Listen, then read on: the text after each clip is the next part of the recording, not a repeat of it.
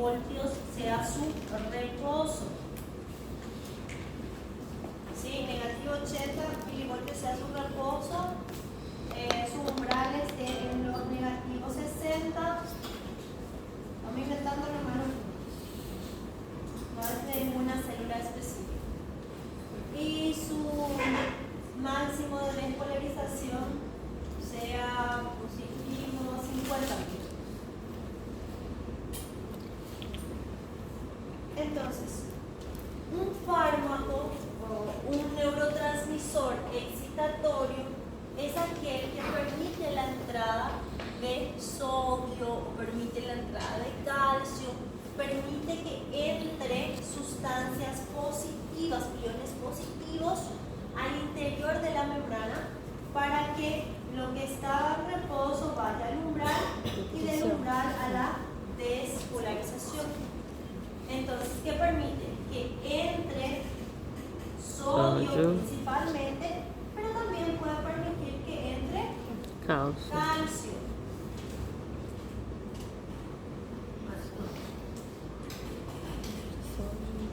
¿Sí? Que entre sodio o que entre calcio. Entonces, cuando aquí la membrana que en el extracelular es positiva, en el intracelular es negativa, entonces el hecho que entre iones positivos, entonces ¿qué voy a tener en el interior? Puedo tener sodio, ya está el potasio y también entra calcio. ¿Sí? Entonces hace que el interior de la membrana sea positiva, el exterior sea negativo y ahí ocurre la despolarización. Pero hay neurotransmisores que son considerados inhibitorios. ¿Qué son estos neurotransmisores? Por ejemplo, el GABA. GABA, igual no se preocupen que vamos a dar todo esto. Ahora vamos a entender más el concepto del potencial neuronal. Entonces, ¿qué permite estos neurotransmisores inhibitorios? Si el reposo está en 80, ¿sí? Estamos inventando. Si el reposo está en negativo 80, estos neurotransmisores permiten, pueden ser dos cosas, permiten la salida del potasio, permiten la salida del potasio. Entonces, si yo estoy perdiendo cargas positivas, el interior de la membrana se queda aún más negativo. Y yo estoy, lo que estaba haciendo que sea positivo, yo lo estoy quitando. Entonces el interior de la membrana se queda más negativo y como estoy mandando más carga positiva hacia afuera, entonces afuera queda positivo. Otra opción es que ingrese en el interior de la membrana un anión como el cloro. Entonces si yo meto carga negativa, se queda más negativa también el interior de la membrana y más positiva el exterior. Nesse segundo caso, que vai entrar o cloro, não vai sair nada, não vai sair potássio, vai entrar um monte de cloro, um monte, ao ponto que vai ficar mais negativo do que positivo. La mayor parte elige una de las formas. Ahí está. Elige uno de los mecanismos, ou la salida del potássio ou la entrada del cloro. Sim, eu entendi, mas nesse segundo caso, vai entrar muito cloro, muito, ao ponto de ficar mais negativo e continua lá dentro o sódio e o potássio. Não, o potássio. Continua o potássio lá dentro. Continua muchas veces el potasio hasta que en algún momento se quiera regular las cargas. Pero bueno, la salida del potasio deja negativo el interior de la membrana, la entrada del cloro también puede dejar negativo el interior de la membrana. ¿Y qué sucede entonces con esto que ya estaba en reposo? Si yo le pongo más cargas negativas pierde cargas positivas, pero si el interior está muy, muy negativo, lo que va a pasar es que va a ir el potencial a un valor mucho más negativo y va a ir del reposo a la hiperpolarización. ¿Sí? O sea que va a aumentar el milivoltio negativo y va a ir a la hiperpolarización. ¿Qué significa cuando una membrana está hiperpolarizada? Si llega a venir un estímulo excitatorio, tiene que hacer un gran esfuerzo o tiene que ser una potencia muy grande para quitar a la célula desde la hiperpolarización hacia el reposo, del umbral a la despolarización. O sea, aquella potencia, el nervio tiene que tener una potencia muy grande para quitar a esta célula del estado negativo. Si es un estímulo leve, no le va a quitar del estado negativo. No le va a quitar. Entonces, ¿qué es lo que hace el inhibitorio? Inhibe que la célula se despolarice, o por lo menos dificulta que la célula se despolarice muy rápido. ¿Sí? Entonces, estas son las formas en las que estos neurotransmisores pueden estimular. Pueden estimular la excitación, provocando la despolarización, o pueden estimular la inhibición a través de la hiperpolarización.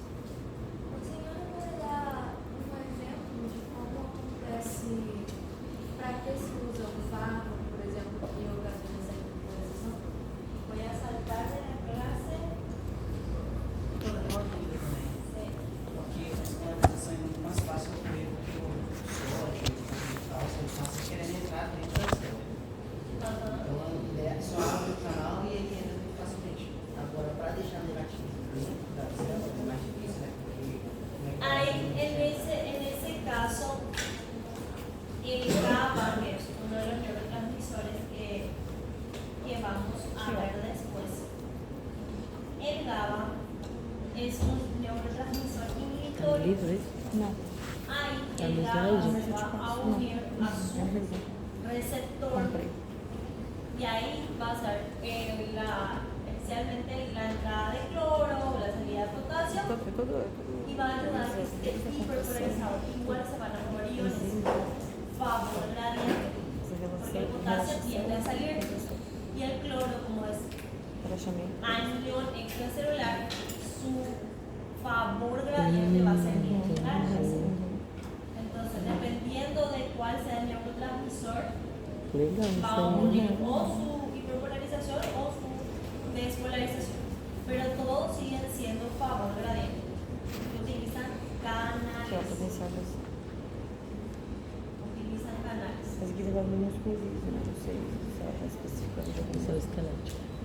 Ah, Outra, tá vendo? Fiz um resuminho aqui,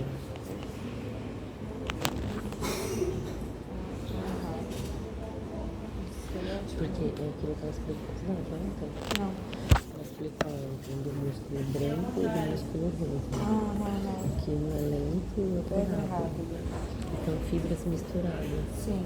Mas um tem mais, outro tem menos. E isso implica nisso aí. Na hora da relaxação. Que tipo assim, o lento ele é mais forte. E o rápido ele é fraco, mas ele dá, na hora que você vai dar uma parte, na hora que você vai correr, por exemplo, você dá aquela partida, é o rápido. Vai pensar de membrana, Bueno, ¿me puedo repetir tu pregunta? esquelético.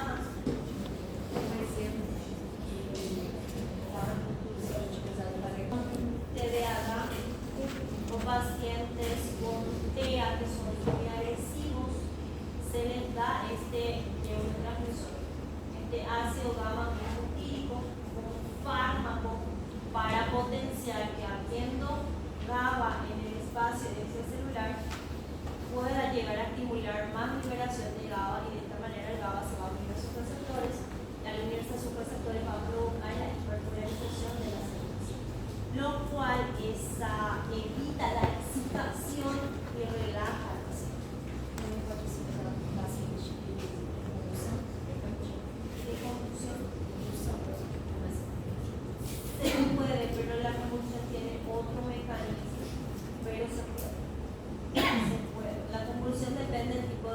solución, pero lo más común, si uno está en crisis, es usar ácido valproico.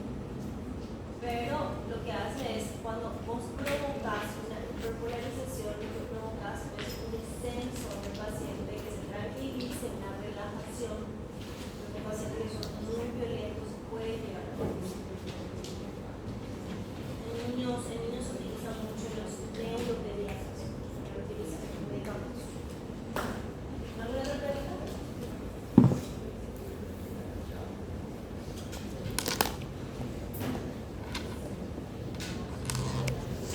Bueno, entonces, ¿qué es lo que es? Factor de seguridad para la transmisión de la unión neuromuscular.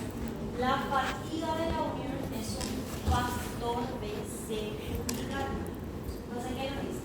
Se da cuando se estimula la fibra nerviosa a frecuencias mayores de 100 veces por segundo durante varios minutos, provocando la disminución del número de células de acetilcolina, produciendo los impulsos que puedan pasar hacia la fibra nerviosa. Entonces, ¿qué sucede en este caso? Cuando existe, nosotros vimos la sumación de la frecuencia del estímulo, sumación de fibras y sumación de frecuencia. ¿Qué es la sumación de la frecuencia? Cuando el nervio se despolariza tanto que estimula el músculo. ¿Sí? ¿Y qué pasa con ese músculo? Se va a cansar por dos motivos. Primero, porque está gastando grandes cantidades de ATP por el exceso de estímulo que se le está mandando, esa es una forma. Y la segunda es porque el nervio tiene una cantidad limitada de acetilcolina. Entonces, si se despolariza mucho, va a ir liberando su acetilcolina hasta que va a liberar toda la acetilcolina que tenga. Y aunque el nervio se siga despolarizando, ya no tiene acetilcolina para liberar. Si no tiene acetilcolina, no se va a unir a los receptores. Por lo tanto, este músculo no va a poder continuar su despolarización porque ya no hay acetilcolina y porque ya gastó todos los ATP que tenía. Entonces, el músculo entra en una fatiga muscular, en una falla muscular. ¿Para qué? Para proteger tanto al nervio como al músculo. Porque si la contracción se hace cada vez más intensa, se pueden llegar a romper las fibras musculares.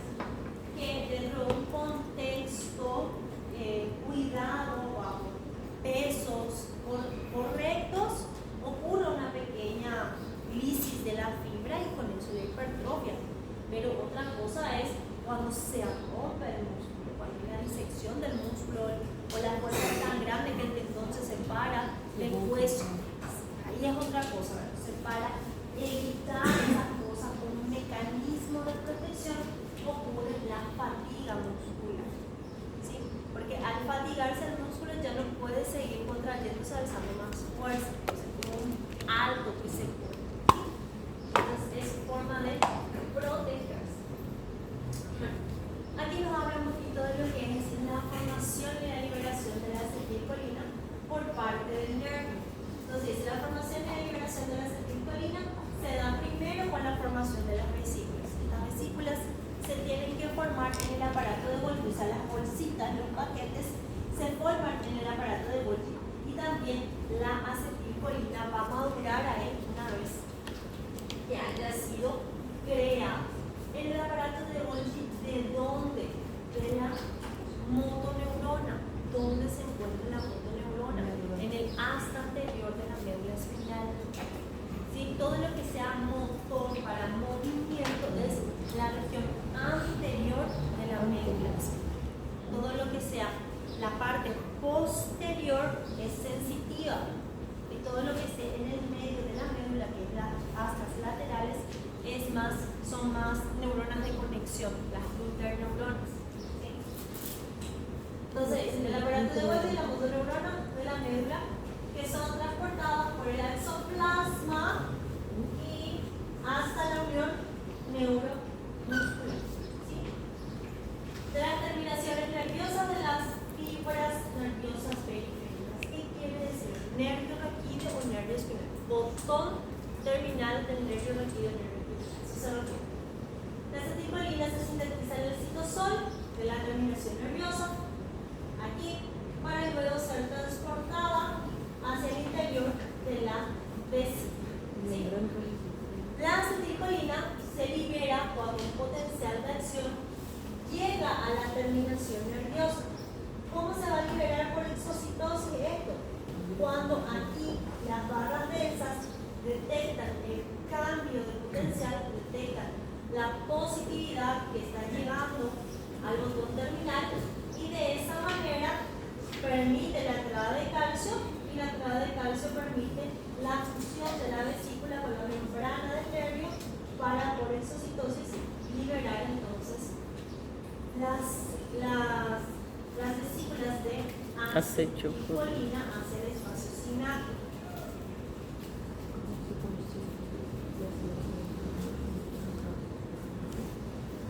La acetilcolina es escindida, o sea, es que se rompe, que se lisa por la acetilcolinesterasa. Asa, recuerden que es de lisis. El ion acetilcolina. La colina es la que se reabsorbe hacia el interior del nervio para luego ser reutilizado.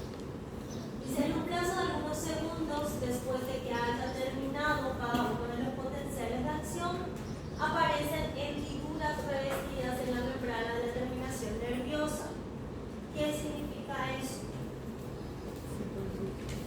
Se producen, fíjense, acá imagínense que salió toda la acetilcolina, pero ¿qué quedó? La vesícula fusionada a la membrana del nervio. Entonces, ¿qué nosotros necesitamos? Una proteína que se llama clatrina agarra y empieza a cerrar, esto se quedó vacío, entonces la clatrina que está en el interior de la membrana empieza a cerrar los espacios abiertos que quedaron, entonces la membrana plasmática queda interna y estas vesículas quedan vacías y van otra vez hacia el interior del nervio a esperar a que se carguen de próximos neurotransmisores, en este caso próximas acetilcolina. ¿Sí? Entonces lo que hace la clatrina lo que hace es cerrar estos espacios, estas hendiduras que han quedado, porque nosotros ya sabemos que la membrana de la vesícula es de la misma composición que la membrana plasmática. Por eso ellas se pueden fusionar y hacer exocitosis y luego se vuelven a cerrar y hacer endocitosis. ¿Sí? Entonces, eso es lo que nos está diciendo.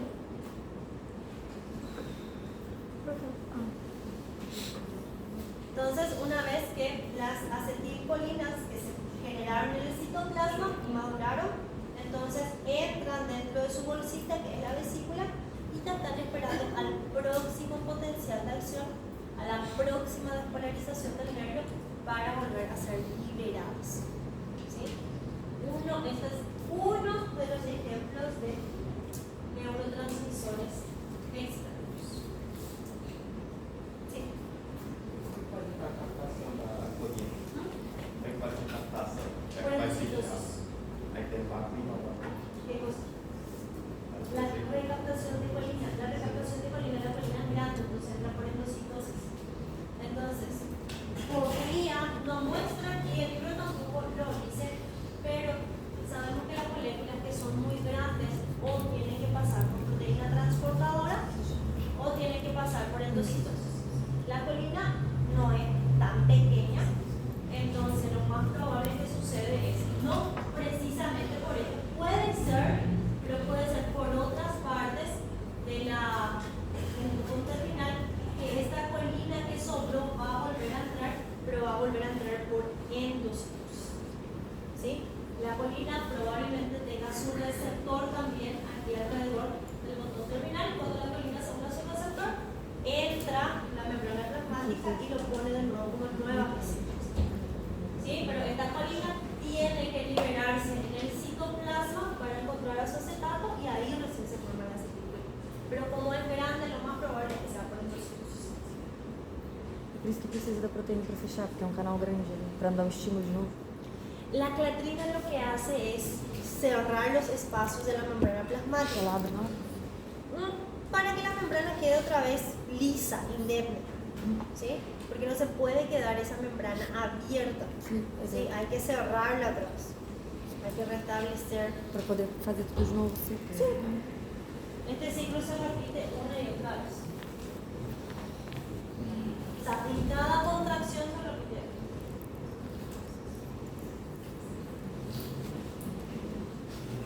Bueno.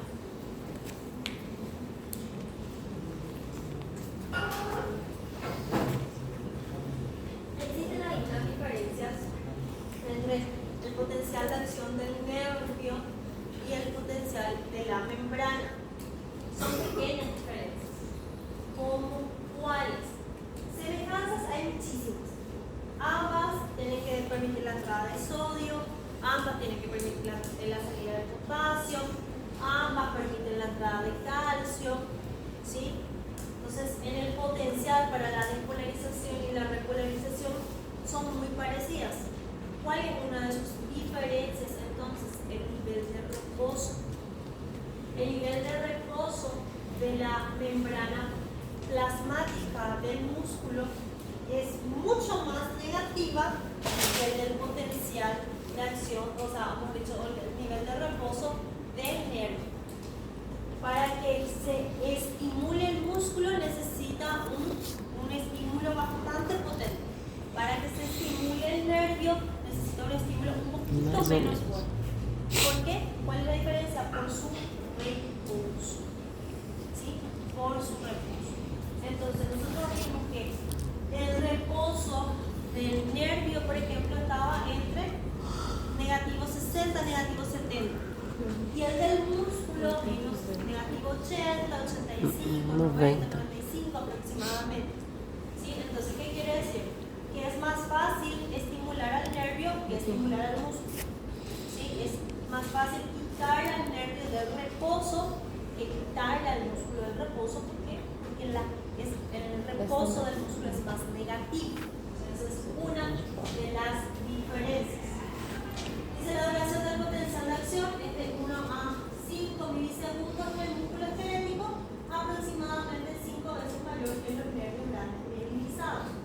Es decir, que el nervio se despolariza y mantiene una excitación un poquito más prolongada, pero el músculo es el estímulo que lo recibe, pero en una fracción de 5 milisegundos ya termina. La contracción para que se estimule el músculo es rápido, pero así como es rápido, termina rápido. ¿Sí? Claro que esto también va a depender del tipo de fibra que sea, si es una fibra rápida o es una fibra lenta, ¿sí? El tipo 1 y el tipo 2, hay muchas diferencias. La velocidad de conducción es de 3 a 5 metros por segundo, aproximadamente 1/18 de la velocidad de conducción de las fibras nerviosas mineralizadas grandes que excitan al músculo esquelético. ¿Qué quiere decir eso?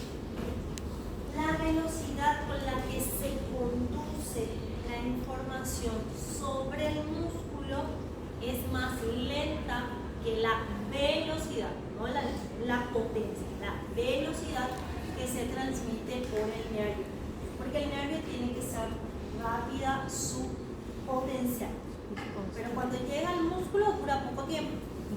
¿Sí? Pero si yo hago algún estímulo sobre el nervio tiene que pasar de información sensitiva a la médula mínimamente y luego dar una respuesta motora en menos de un segundo.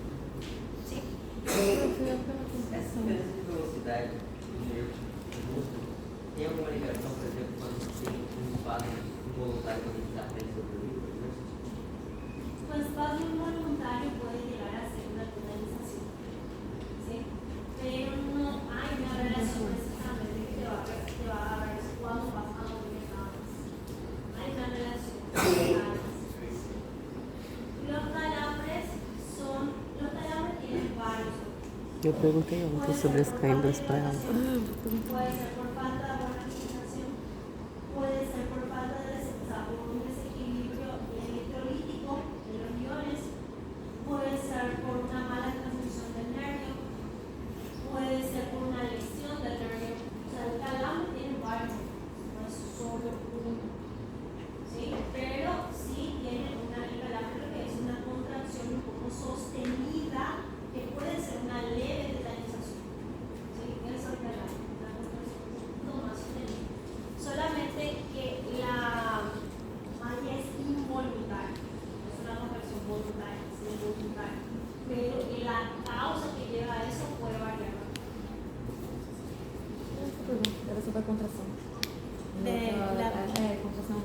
hipertensión es posible pensarlo ahí.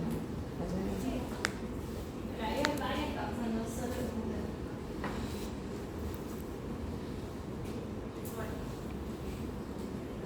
Entonces, una vez que el potencial del nervio llega hasta el botón terminal, dijimos que se llega el neurotransmisor que es la acetilcolina.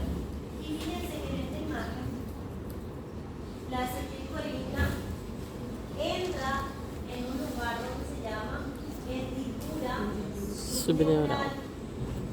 ¿Qué es lo que tenemos en el lado del músculo?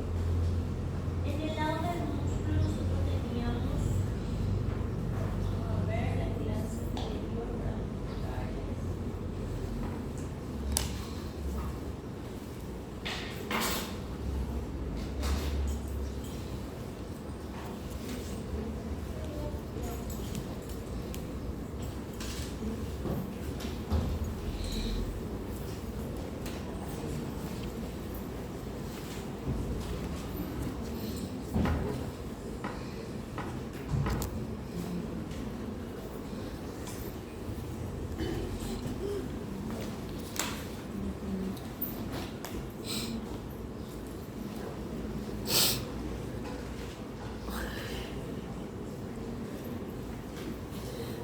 por eso es que no suelo alzar mi clase antes de Também. que termine la clase.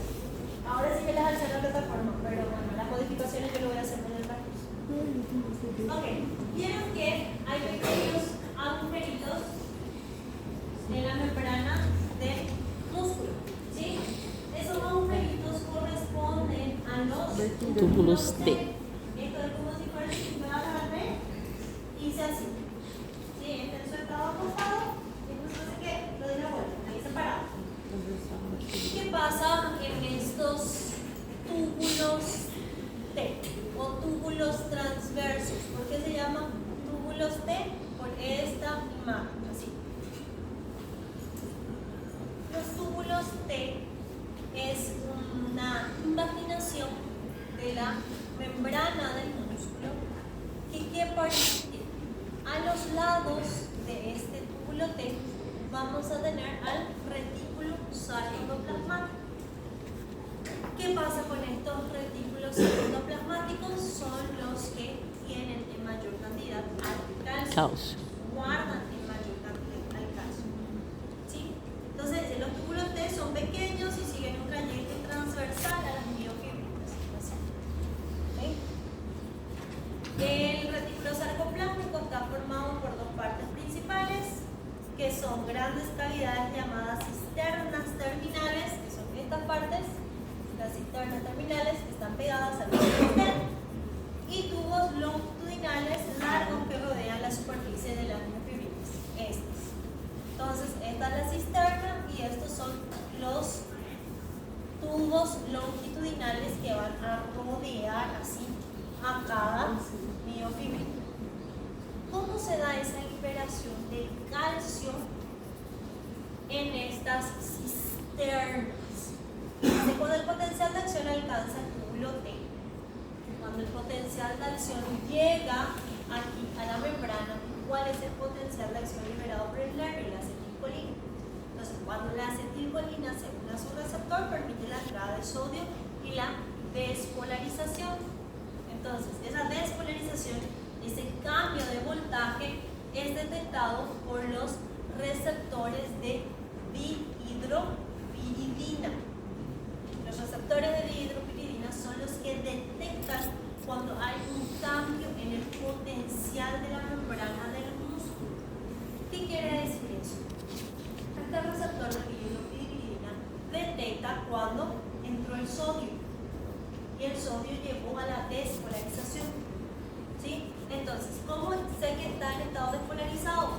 Porque adentro es positivo y afuera es negativo.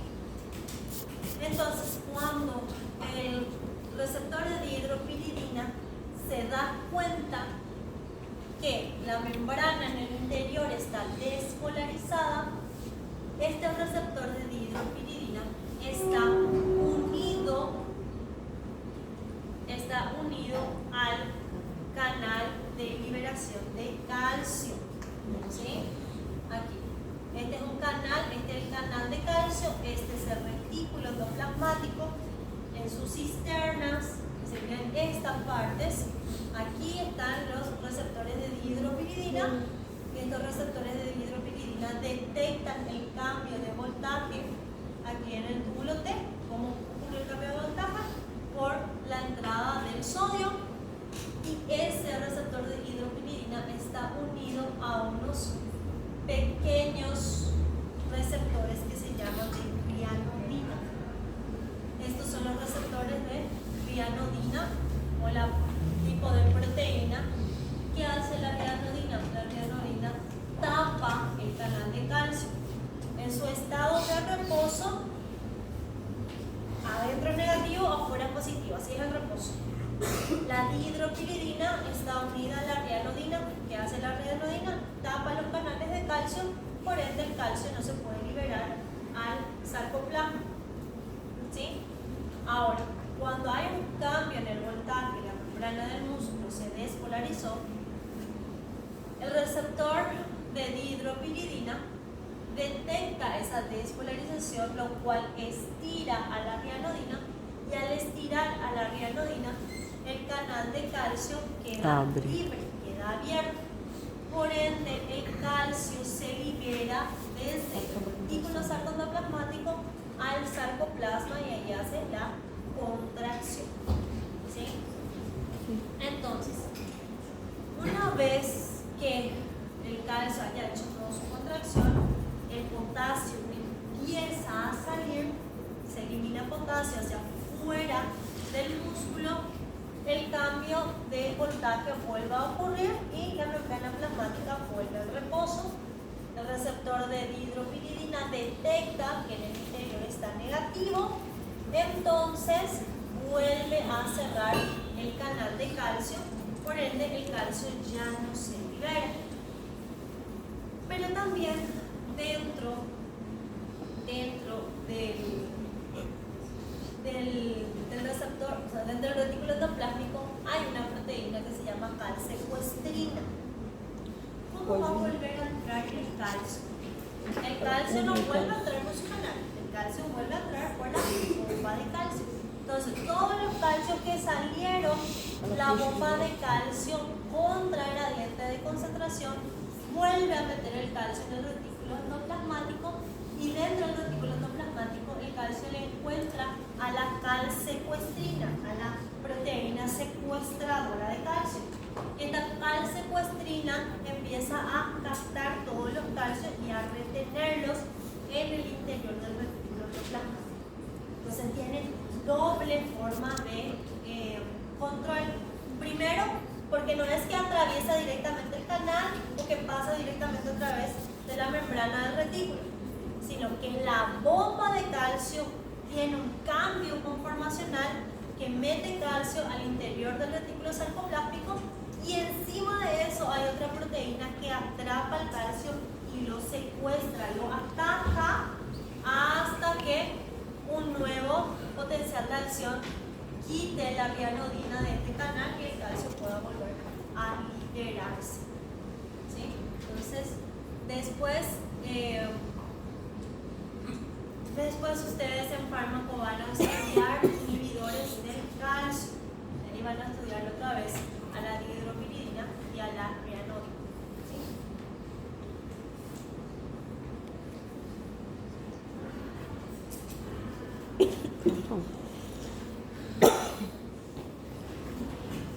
Cuando ya no hay sodio, o sea, mejor dicho, cuando ya entró el sodio, ya salió el potasio, entonces la membrana vuelve a repolarizarse. Entonces, la bomba de calcio lo que hace es evitar que la contracción continúe porque el estímulo ya terminó. Entonces, la bomba de calcio vuelve a meter todo el calcio en el retículo sarcoplasma. ¿Sí? Además, en el interior del retículo hay una proteína denominada calsecuestrina que puede unirse a varios iones calcio. Y al no haber calcio, ya no se une la troponina C, por tanto empieza la inhibición de la troponina I, la troponina T, junto con la tropomiosina, tapa los sitios activos de la actina y la miosina ya no se puede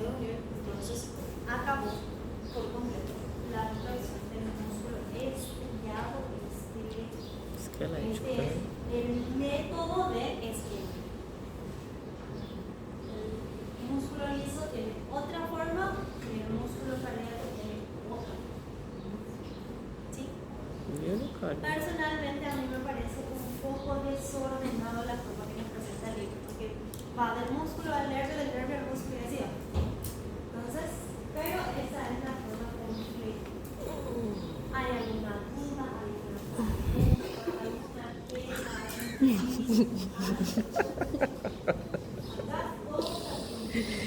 Ai, palhaça.